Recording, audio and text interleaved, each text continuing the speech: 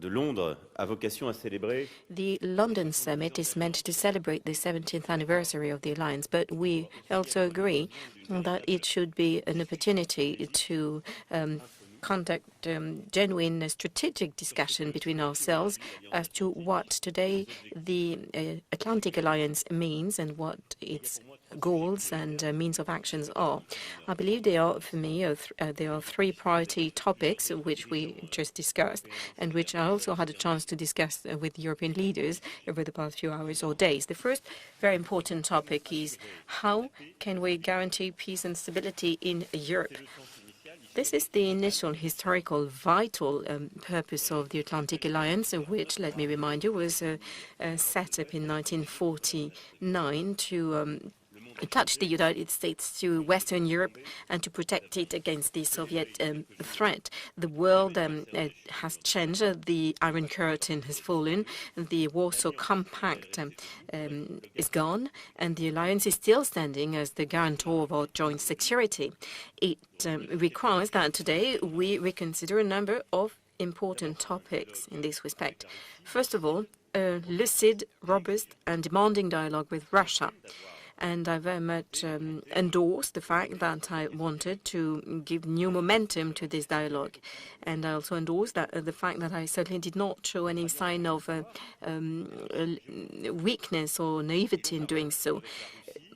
Our alliance has a history and a geography, and we therefore shall very much consider what our relationship is with Russia, because Russia is definitely within Europe. That being said, I profoundly respect the concerns and the security interests of all of our European partners, which are entirely mine and which I shall always defend as a priority.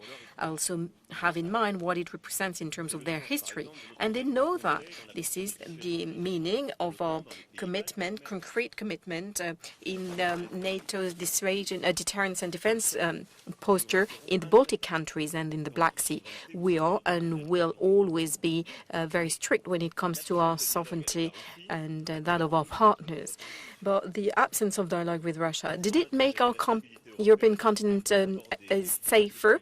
Is it in our interest, in the interest of our stability, not to deal with issues of frozen conflicts and to let the situation in Ukraine worsen? I don't think so.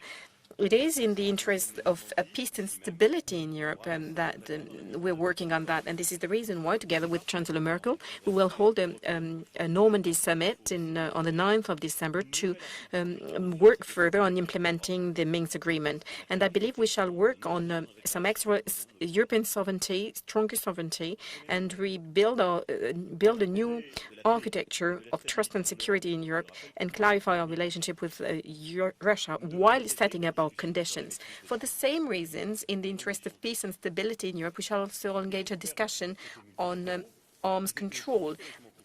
There were historically some multilateral as well as bilateral treaties between the United States and Russia.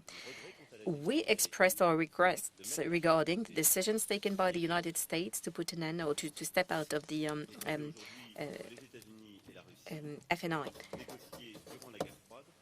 INF.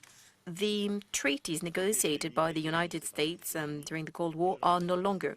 The INF treaty was indeed negotiated by the United States, but it is our security of the European allies which is at stake. And we cannot stay in a situation where first of all, we did our best when Russia violated this treaty, and then we cannot simply acknowledge that we're no longer covered by this treaty, this bilateral treaty. It is therefore in our interest, as early as next week, to very much face up to the situation and discuss, first of all, within the alliance and also with the dialogue with Russia, rebuild the conditions of our security in today's world. And the new generation of agreements, which I would like to replace the INF Treaty, requires some very strong work and coordination within the alliance, in particular within the European countries. But it requires a commitment and an involvement of the Europeans.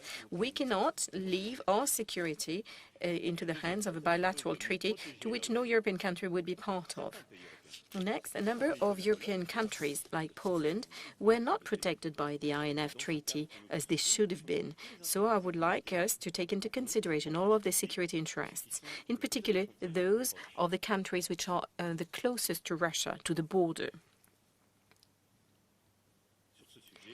On this topic, and we might discuss it further in the context of your questions, over the past few days, many reacted to the French answer to President Putin's letter.